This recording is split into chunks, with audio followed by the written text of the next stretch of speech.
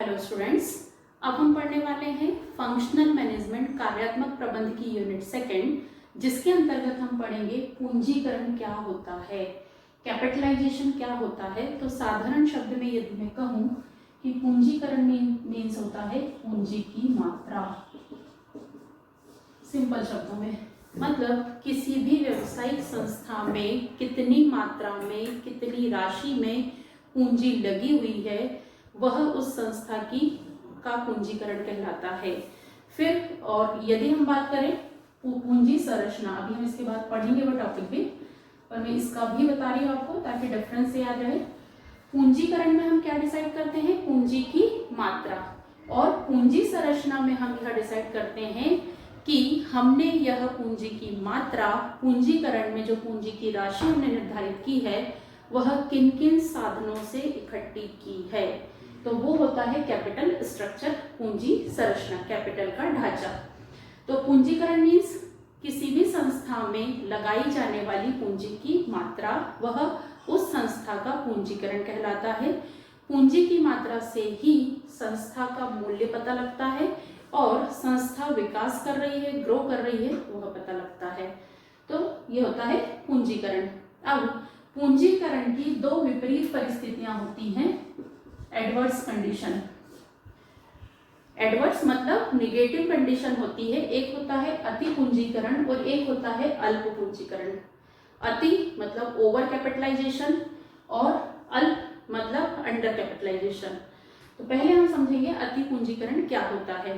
तो जब संस्था में जितनी पूंजी की आवश्यकता है उससे ज्यादा पूंजी लगा दी जाए, ज्यादा विनियोग कर दी जाए पूंजी, तो उस स्थिति को हम कहेंगे कि ओवर कैपिटलाइजेशन है, अति पूंजीकरण है। मान लीजिए कोई संस्था है, कोई कंपनी है, उसमें 10 लाख रुपए की पूंजी की आवश्यकता है। सब कुछ देखते हुए ओवरऑल 10 लाख रुपए की आवश्यकता है और हमने जो है 12 लाख रुपए उस कंपनी में लगा दिए।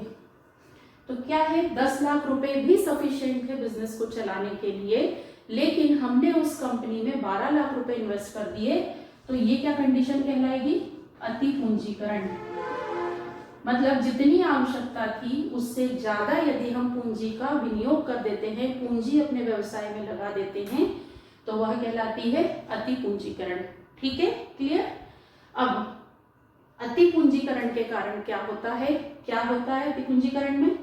अंश का मूल्य कम हो जाता है, क्योंकि जितनी जरूरत नहीं थी उससे ज्यादा जो है हमने, जैसे हमारे घर में किसी चीज की जरूरत है, वह जरूरत से ज्यादा मात्रा में आ जाते हैं। जैसे फ्रूट्स हैं, फल की बात हम करें कि हमें जो है खाने के लिए बहुत कम क्वांटिटी में फल लगते हैं और कहीं से बहुत ज्यादा फल आ गए तो उसकी वैल्यू कम हो जाएगी, उस पर ध्यान नहीं दिया जाएगा, वह चीज खराब होकर भी बिका सकती है। सेम कंडीशन जो है अति पूंजीकरण में होता है कि जरूरत से ज्यादा पूंजी होने के कारण अंश का मूल्य जो है वह कम हो जाता है। विनियोगकर्ता की राय जो है वह अच्छी नहीं होती है। जो बाहर के लोग कंपनी में पैसा लगाते हैं या अंशों को खरीदना चाहते हैं, उन लोगों की राय कंपनी की संबंध में अच्छी नहीं होती है, गुडविल जो है वह डाउन होती है। फिर लाभ का प्रदर्शन, अति पूंजीकरण में लाभ का प्रदर्शन जो है अनावश्यक तौर पे अधिक दिखता है, जबकि उसकी ओरिजिनल वैल्यू जो है वह कम रहती है। लागत का बढ़ाना, अति पूंजीकरण में चूंकि हमने ओवर एक्सेसिव क्या किया है, पूंजी लगा दी है, तो हमें जब अकाउंटिंग हम करते हैं, जब हम लेखा रखते हैं, तो उसमें हमें लागत को भी बढ़ाकर दिखाना पड़ता है। तो एक्चुअल में अति पूंजीकरण की स्थिति में अंशों का मूल्य कम हो जाता है। बाहर जो विनियोग करता है, जो हमारी कंपनी के अंश खरीदते हैं, उनकी राय अच्छी नहीं होती है। लाभ का प्रदर्शन जो है वह अनावश्यक रूप से सही नहीं रहता है और लागत जो है वह बढ़कर दिखानी पड़ती है। फिर प्रभावित करने वाले तत्व, जो अति पूंजीकरण है उसको प्रभावित करने वाले तत्व जो है वही सेम पॉइंट है, कोषों का समुचित उपयोग नहीं। अति पूंजीकरण में अब 10 लाख रुपए की जरूरत थी और 2 लाख रुपए जो है हमने एक्स्ट्रा डाल दिए, तो हमारा काम तो 10 में ही हो रहा था, अब बिजनेस में 12 लाख रुपए लगे हैं, तो 12 लाख रुपए में भी हमारे जो फंड है, जो 2 लाख रुपए है, उसका समुचित उपयोग नहीं हो पाएगा क्योंकि जरूरत ही नहीं है। और जिस चीज की आवश्यकता नहीं है उसे यदि हम यूज कर रहे हैं तो उसका रिजल्ट जो है वह पॉजिटिव नहीं रहता है। फिर अधिमूल्यांकन, अति पूंजीकरण में संपत्तियों का जो मूल्यांकन है वह अधिक हो जाता है, ओवर वैल्यूशन हो जाता है मार्केट प्राइस से ज्यादा। फिर मूल्य में कमी, वो तो हमने समझ ही लिया कि अंशों के मूल्य में कमी आ जाती है। अपर्याप्त ह्रास प्रावधान, जो संपत्तियां रहती हैं चूंकि उनका ओवर वैल्यूशन हो जाता है, अधिक मूल्यांकन हो जाता है, तो उस पर जो डेप्रिसिएशन का अरेंजमेंट करना है, ह्रास का प्रबंध करना है, वह भी पर्याप्त नहीं हो पाता है। ठीक है। प्रभाव, अंशधारियों पर क्या प्रभाव पड़ते हैं? तो अंशधारी पर सबसे पहला प्रभाव पड़ता है कि उनके अंश का मूल्य जो है कम हो जाता है, तो यदि वो अंश को बेचना चाहें तो उनको नुकसान उठाना पड़ता है। फिर उनको लाभ जो है वह कम मिलता है, 10 लाख रुपए पर भी वही लाभ मिलता है जो 12 पर, क्योंकि भले ही कंपनी ज्यादा पूंजी लगा रही है लेकिन लाभ जो है उसका नहीं बढ़ता है। कंपनी पर क्या प्रभाव पड़ता है? तो कंपनी की स्थिति में उसकी गुडविल जो है विनियोगकर्ता की राय में अच्छी नहीं होती है। लाभ, संपत्तियों का अधिमूल्यांकन दिखता है लेकिन वास्तव में संपत्ति उतने मूल्य की होती नहीं है, तो इस प्रकार से कंपनी को नुकसान होता है। और समाज, देखिए किसी भी चीज की अति जो है, ओवर जो है वो हमेशा नुकसानदायक होती है। तो समाज में भी उस कंपनी की छवि भी गलत होती है और अंशधारियों को भी जो है उनका जितना पैसा उन्होंने लगाया है उस पर प्रॉपर रिटर्न नहीं मिल पाता है। तो ये होता है अति पूंजीकरण। जस्ट इसके विपरीत होता है अल्प पूंजीकरण, अंडर कैपिटलाइजेशन। तो अंडर कैपिटलाइजेशन के अंतर्गत हमारे उदाहरण में हम देखें कि 10 लाख रुपए की जरूरत है और हमने 8 लाख रुपए ही लगाए हैं, पूंजी की कमी।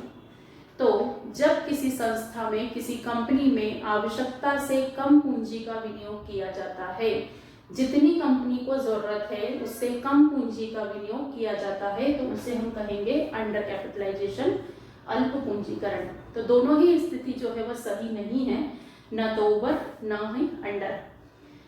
तो अल्प पूंजीकरण में क्या हो गया? कंपनी के पास पैसों की कमी, तो समुचित क्रय नहीं कर पाएगी, पूंजी की कमी रहेगी, तो जो कंपनी है वो संपत्तियों को क्रय नहीं कर पाएगी क्योंकि पैसे नहीं है।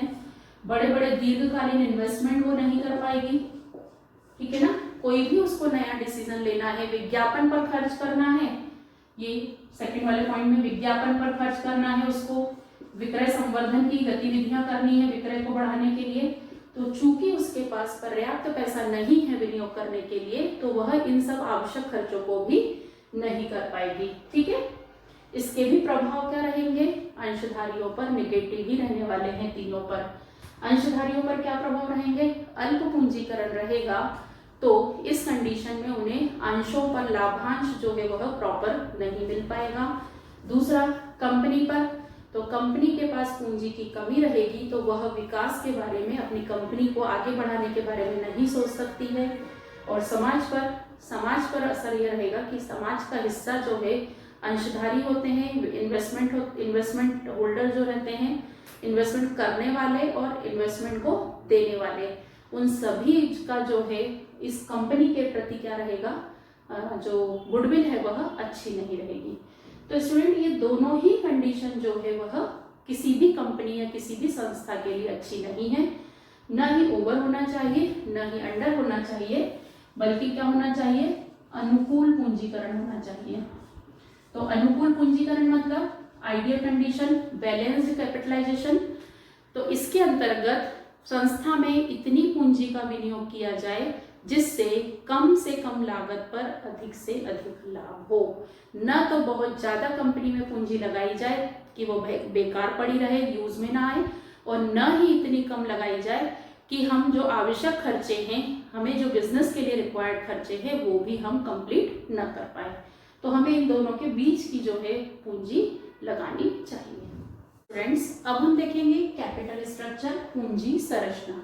अभी हमने क्या देखा था इसके पहले? पूंजीकरण, जिसमें हम पूंजी की मात्रा को निर्धारित करते हैं कि हमें 10 लाख रुपए लगाना है, या हमें 12 लाख रुपए की जरूरत है, या हमें 15 लाख रुपए की जरूरत है। पूंजी संरचना हमें यह दिखाती है कि जो 12 लाख रुपए हमने डिसाइड किए हैं पूंजी की मात्रा में, वह 12 लाख रुपए हम किन किन साधनों से इकट्ठा करेंगे। तो वह निर्णय लेना पूंजी संरचना कहलाती है। देखिए उदाहरण हम ले लें कि 10 लाख रुपए जो है हमारी पूंजीकरण में हमने पूंजी की मात्रा निर्धारित की।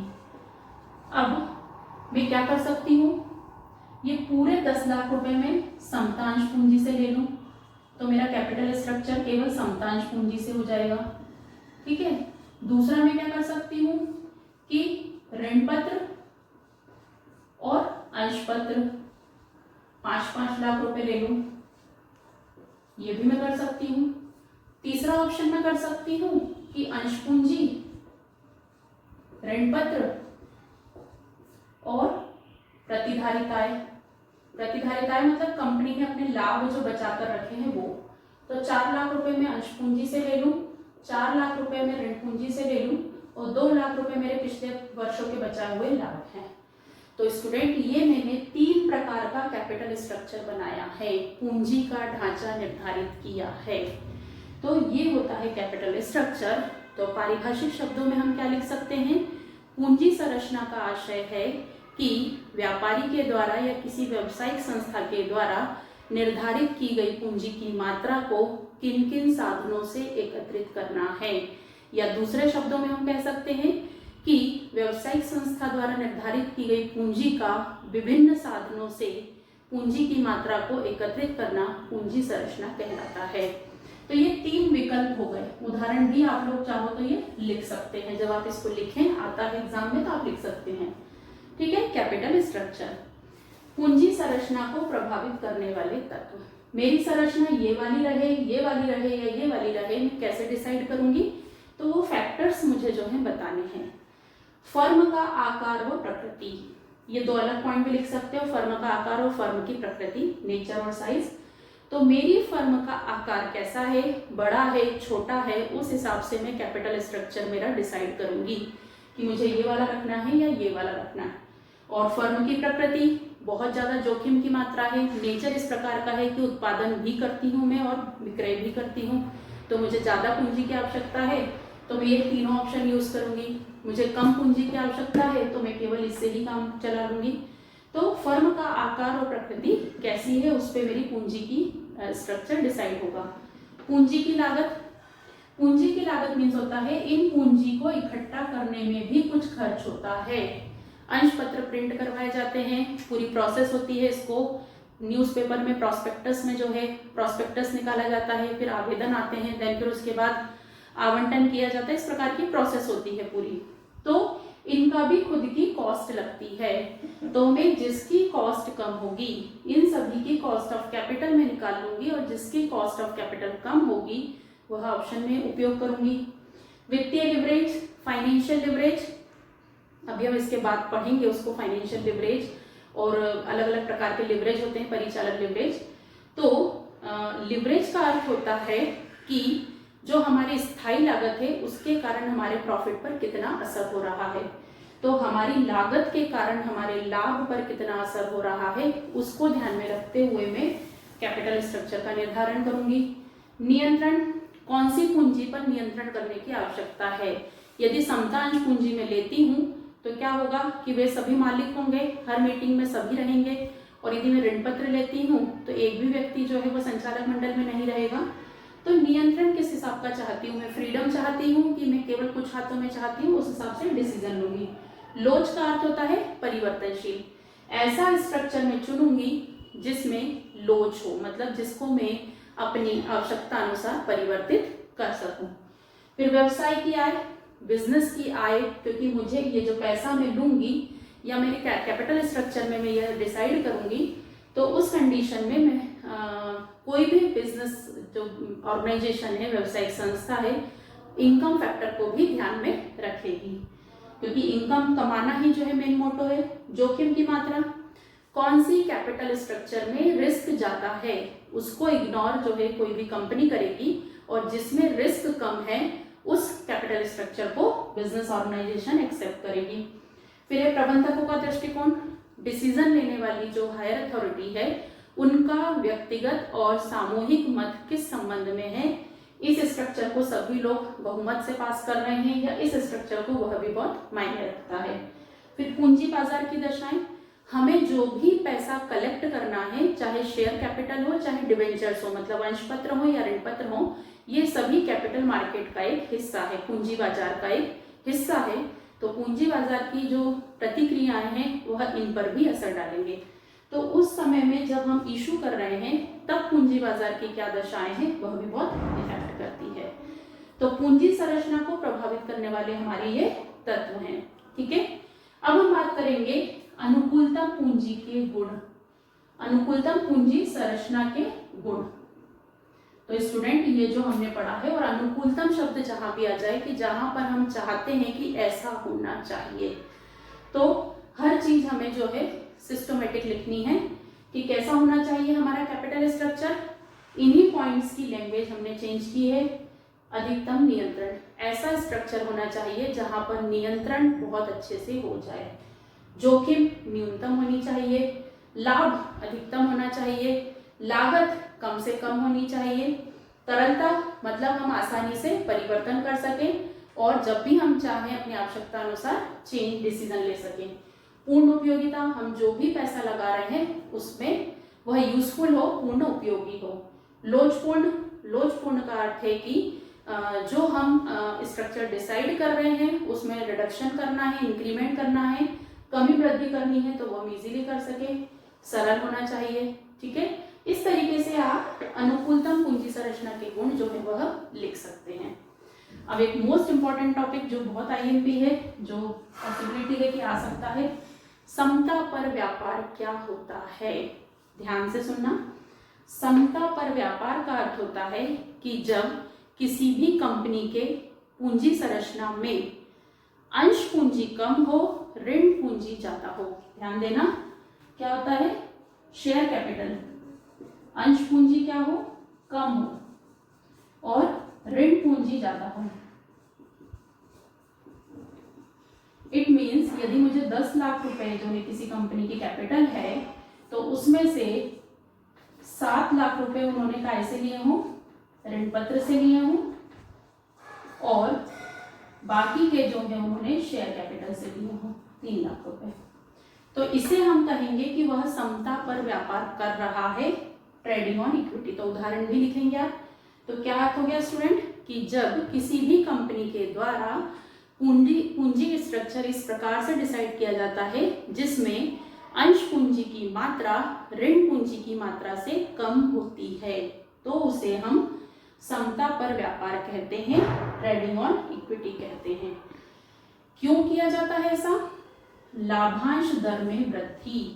देखिए यहां पर शेयर होल्डर्स इतने हैं, ऋण पत्र पर क्या दिया जाता है, ब्याज, और अंश पत्र पर लाभांश। तो जितने कम शेयर होल्डर्स रहेंगे, जितनी कम अंश पूंजी रहेगी, उतने ज्यादा उतने ही जो है लाभांश की दर ऊंची होगी, क्योंकि कंपनी का जो भी प्रॉफिट है इनको तो निर्धारित प्रतिशत से ब्याज दिया जाता है, भले ही कंपनी 10 रुपए कमाए या 10 लाख रुपए कमाए, तो बचा हुआ सारा लाभ जो है अंश पूंजीधारियों को मिलेगा। तो इसीलिए लाभांश की दर में वृद्धि करने के लिए समता पर व्यापार किया जाता है। ये इसके लाभ हैं। ठीक है, कर दायित्व में कमी, कर दायित्व में कमी करने के लिए, क्योंकि ये जो ऋण पत्र है, ऋण पत्र पर जो ब्याज दिया जाता है उस पर टैक्स पे करना रहता है कंपनी को, तो उल्टा बोल दिया, इसमें जो है हम लाभांश कम रखते हैं तो कंपनी के द्वारा जो लाभांश चुकाया जाता है उस पर कंपनी को कर पे करना रहता है, जबकि जो ब्याज चुकाया जाता है उसकी छूट मिल जाती है। तो यदि कंपनी अंश पूंजी कम रखेगी तो जो लाभांश कंपनी बांटेगी, अपने अंशधारियों को देगी, तो उस पर कर उसे कम चुकाना पड़ेगा। ठीक है, तो इस प्रकार से कर दायित्व में कमी आती है। तो ये इसके लाभ हो गए। सीमाएं क्या है? मतलब समता पर व्यापार हर कोई कंपनी नहीं कर सकती है, जो इस विशेषताओं को रखती होगी, जो लिमिटेशंस होगी वही कर सकती है। निश्चित आय, ध्यान देना, यदि ऋण पत्र आप ज्यादा रख रहे हैं तो ऋण पत्रधारी कभी भी समायोजन नहीं करते हैं, उनको हर वर्ष अपना ब्याज चाहिए होता है, कंपनी को लाभ हो या नहीं हो।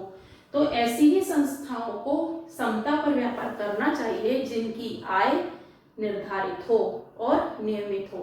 ठीक है, निश्चित हो और नियमित हो, उनकी आय रेगुलर हो। ठीक है, फिर है ऋणों पर उचित दर। इसके अंतर्गत यदि जो है समता पर व्यापार कर रहे हैं, यदि ये समता पर व्यापार वाला कंसेप्ट यूज करते हैं तो ऑलरेडी कंपनी 7 लाख रुपए ऋण पूंजी पर दे चुकी है। अब यदि कंपनी को और ज्यादा ऋण की आवश्यकता होगी तो उसको ऋण किस पे मिलेगा? ऊंची दर पर मिलेगा, हाई रेट पे मिलेगा, क्योंकि जो देने वाला है पैसा वह भी देखेगा कि कंपनी उसका लोन चुका पाएगी या नहीं। फिर समता अंशों पर आय में कमी। जैसे जैसे ऋण पूंजी की मात्रा बढ़ती जाती है, मतलब ऋण पूंजी जो है बढ़ती जाती है, तो समता अंशधारी जो है उनके ऊपर लोड बढ़ता जाता है, क्योंकि ऋण पत्रधारी को जो है लाभ हो या न हो ब्याज हर कंडीशन में देना होता है। तो समता अंशधारियों की जो आय है उस कंडीशन में कम हो जाती है। फिर लेनदारों का हस्तक्षेप। अब यहाँ देखिए ऋण पत्र ज्यादा हो गए तो जो भी डिसीजंस होंगे, जो भी नीतियां बनेंगी उसमें क्या रहेगा? जो ऋण पत्रधारी हैं, लेनदार है कंपनी के, उनका हस्तक्षेप बढ़ जाएगा। और प्रबंधकीय प्रतिफल, जितनी ज्यादा ऋण पूंजी से पैसा इकट्ठा करते हैं उतना ज्यादा जो मैनेजमेंट है वह डिससेटिस्फाइड रहता है, क्योंकि समता अंशधारी जो है वह बहुत कम मात्रा में रहते हैं और पूरा की पूरा वर्किंग लोड जो है वह उन चुने हुए लोगों में ही रहता है। तो इस कारण प्रबंधकीय प्रतिफल जो है वह कम आता है। तो ये बहुत आईएमपी क्वेश्चन है स्टूडेंट, समता पर व्यापार। तो समता पर व्यापार क्या होता है, उदाहरण से ही समझाना, इसके लाभ और सीमाएं जो है आप याद करना। स्टूडेंट्स अब हम देखेंगे पूंजी मिलान, कैपिटल गियरिंग क्या होता है। तो जब किसी संस्था में स्थायी पूंजी और समता अंश पूंजी के बीच का अनुपात निकाला जाता है। स्थिर प्रभार वाली पूंजी मतलब कि कौन कौन सी होती है? ऋण पत्र होते हैं और पूर्वाधिकार अंश होते हैं, ठीक है। इसका अनुपात हम हमारी अंश पूंजी के साथ निकालते हैं। अंश पूंजी मतलब समता अंश पूंजी, जो कंपनी के मालिक होते हैं, इसके साथ जब हम निकालते हैं तो हम कहते हैं कि पूंजी मिलान हम कर रहे हैं, कैपिटल गियरिंग कर रहे हैं। अब कब कौन सी कंडीशन होती है? हाई गियरिंग और लो गियरिंग। तो जब स्थायी दायित्व वाली पूंजी, ध्यान से सुनना, जब फिक्स्ड चार्ज वाली पूंजी का अनुपात समता अंश पूंजी से ज्यादा हो, मतलब ये स्थायी प्रभार वाली पूंजी जब ज्यादा हो और समता अंश पूंजी कम हो तो हम उसे कौन सी कंडीशन कहेंगे? हाई गियरिंग, उच्च दंतीकरण की स्थिति।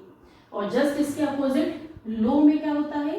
ऋण पत्र जो है वह कम होते हैं, स्थायी प्रभार कम होते हैं और समता अंश पूंजी जब अधिक होती है तो उसे हम कहेंगे निम्न दंतीकरण, लो गियरिंग।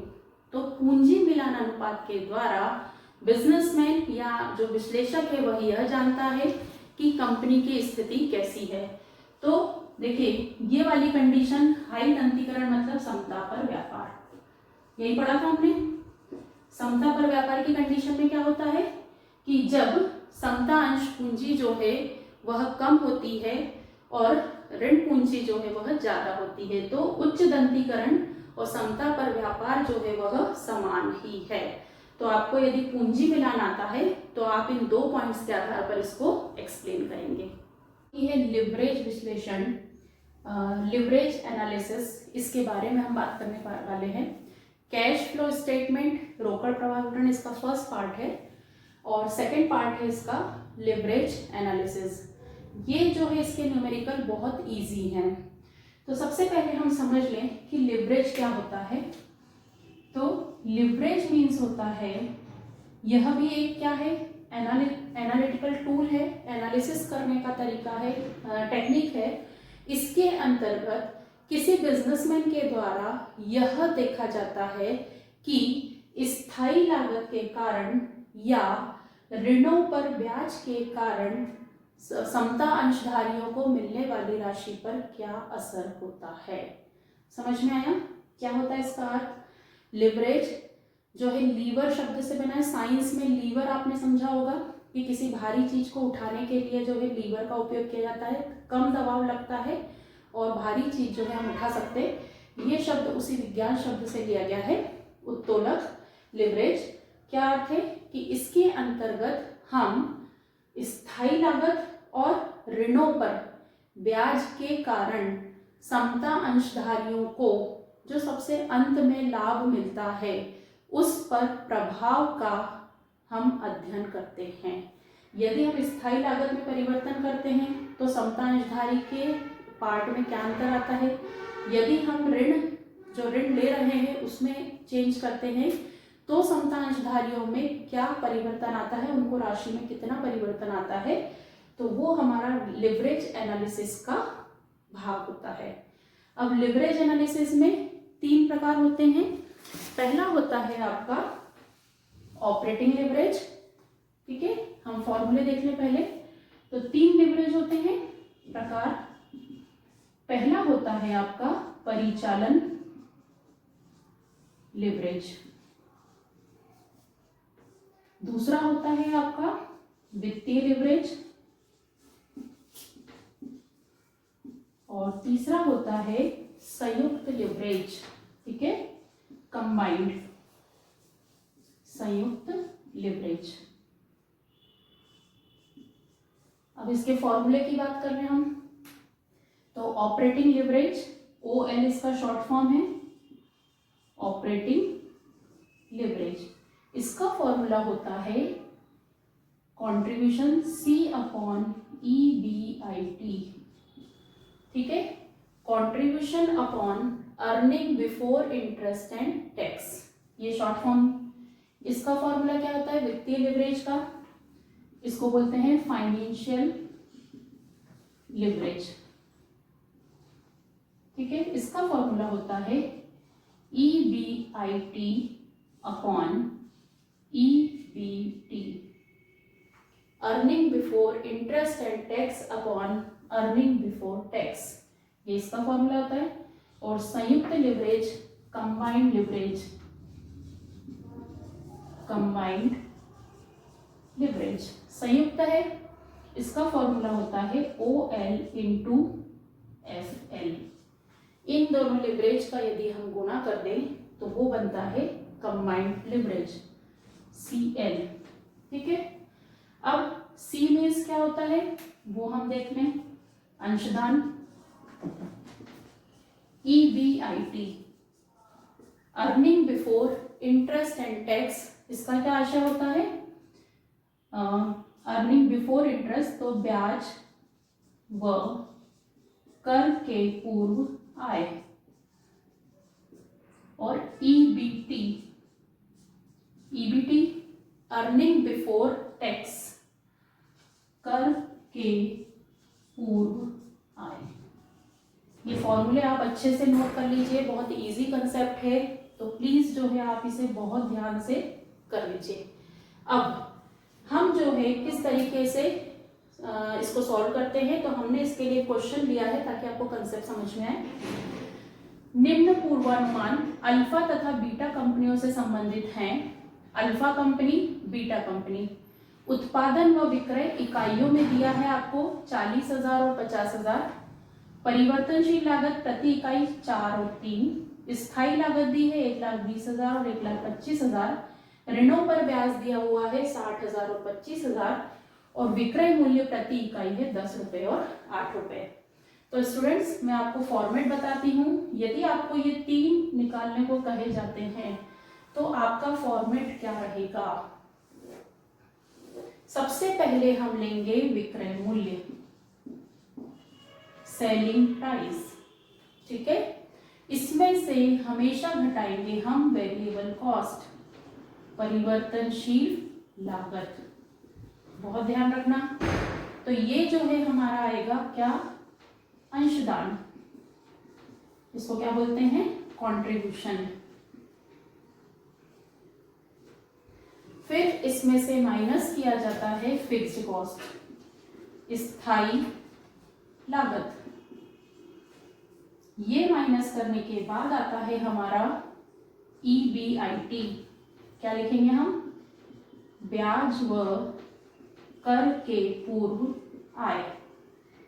शॉर्ट फॉर्म में क्या लिखेंगे हम, EBIT, ठीक है।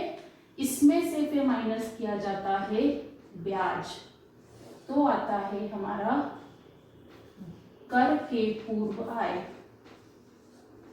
कर के पूर्व आय, EBT। ये फॉर्मेट आप बहुत अच्छे से याद कर लीजिए। यदि मैं सिंपल फॉर्मेट बताऊं तो S selling price minus variable cost, तो ये आता है कंट्रीब्यूशन। इसमें से मैं माइनस कर दूं फिक्स्ड कॉस्ट, तो ये आता है EBIT। इसमें से यदि मैं इंटरेस्ट माइनस कर दूं तो आता है EBT। सिंपल सा। बस आपको इसके जितने भी क्वेश्चंस आएंगे यही इंफॉर्मेशन, यही फॉर्मेट फॉलो होगा, कोई चेंज नहीं आएगा। अब हम जो है हमारा क्वेश्चन कर लें, तो ये है हमारी अल्फा कंपनी और ये है बीटा कंपनी। ठीक है, सबसे पहले हमको लेना है विक्रय मूल्य। तो उत्पादन व विक्रय इकाइयों में दिया है और विक्रय मूल्य प्रति इकाई दिया है। हम क्या करेंगे, इसको मल्टीप्लाई कर लेंगे। तो 40,000 गुणे 10 कितना हो जाएगा, 4 लाख रुपए। ठीक है, तो हम जो है इसको सॉल्व कर लें। ये फॉर्मेट आप अच्छे से नोट कर लीजिए, इसमें जो है बहुत इजी सम्स रहेंगे आपको। तो 4 लाख रुपए विक्रय मूल्य लिया। ऐसे ही मैं 50,000 गुणे 8, ये भी क्या आ रहा है, 4 लाख रुपए। फिर मुझे लेना है, मुझे फॉर्मेट से चलना है, परिवर्तनशील लागत। तो वेरिएबल कॉस्ट हमको दी है प्रति इकाई 4 रुपए और 3 रुपए प्रति इकाई दिया है, तो हम इसका गुणा कर लेंगे। तो ये हो जाएगा 1,60,000 और 1,50,000। हम इसको सॉल्व कर लेंगे तो हमारा क्या आएगा, कंट्रीब्यूशन। तो ये आ जाएगा 2,40,000 और इसका कर लेंगे तो 2,50,000। फॉर्मेट के अकॉर्डिंग स्थायी लागत ढूंढिए। स्थायी लागत हमेशा जो है आपको रुपीज में रहेगी, पर यूनिट नहीं रहती है। तो 1,20,000 और 1,25,000। ठीक है, इसको हम घटा लेंगे तो ये हो जाएगा हमारा EBIT कितना आएगा, 1,20,000 और 1,25,000। इसमें से फिर मैं घटा दूंगी ब्याज, तो 60,000 और 25,000, तो ये 60,000 और 25,000। तो ये क्या आ गया मेरा, EBT आ गया 60,000 और 1 लाख। कोई दिक्कत इसमें? ठीक है, ये फॉर्मेट आपको अच्छे से याद करना है, नोट कर लीजिए। अब बस हमें हमारे इन फॉर्मूले में वैल्यू पुट करनी।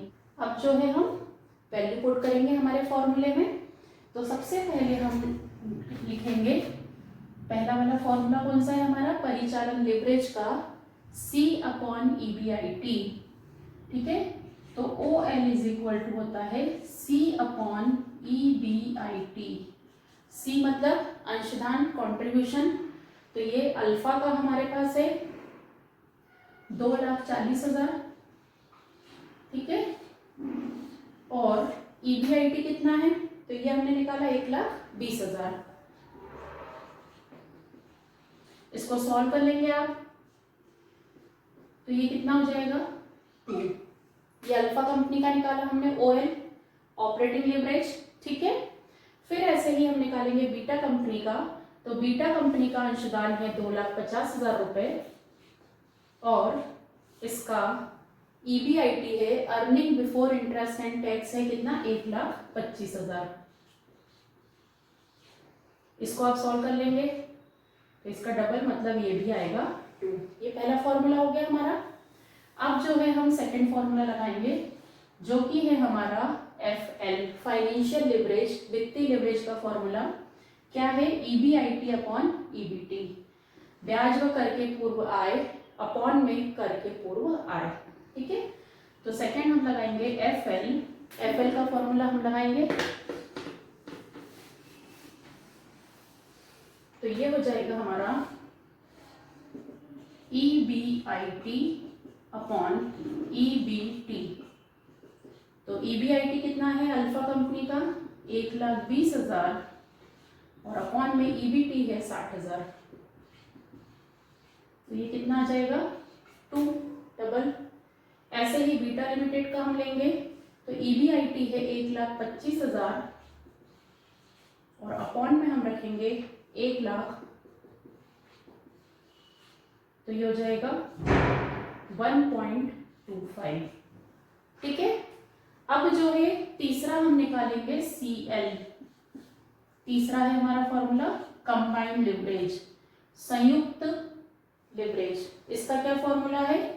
OL इंटू FL, मतलब ये जो दो आंसर आए हैं इनका यदि हम गुणा कर दें तो हमारा आ जाएगा कौन सा? CL, combined leverage. तो हम फॉर्मूला लिख लेते हैं OL इंटू FL, तो 2 गुणे 2 बराबर 4, और बीटा लिमिटेड का हो जाएगा हमारा कितना? 2 इंटू 1.25, तो ये हो जाएगा 2.50। तो इस तरीके से आपको फॉर्मूले में वैल्यू पुट करनी है।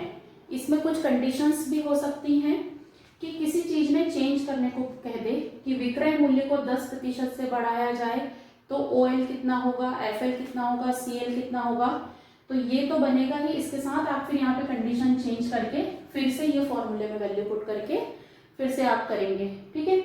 ऐसे स्थायी लागतों में 10% वृद्धि हो जाए तो OL और FL और CL कितना होगा, तो आप बाकी की चीजें एज इट इज लेकर केवल स्थायी लागतों में वृद्धि करके फिर से जो है फॉर्मूले में वैल्यू पुट करेंगे।